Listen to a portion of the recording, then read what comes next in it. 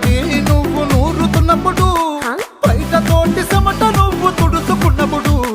దండాన నీ సొక్కారేస్తున్నప్పుడు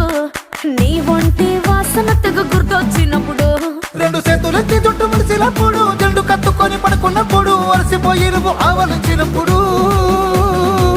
వచ్చుండై ఫీలింగ్స్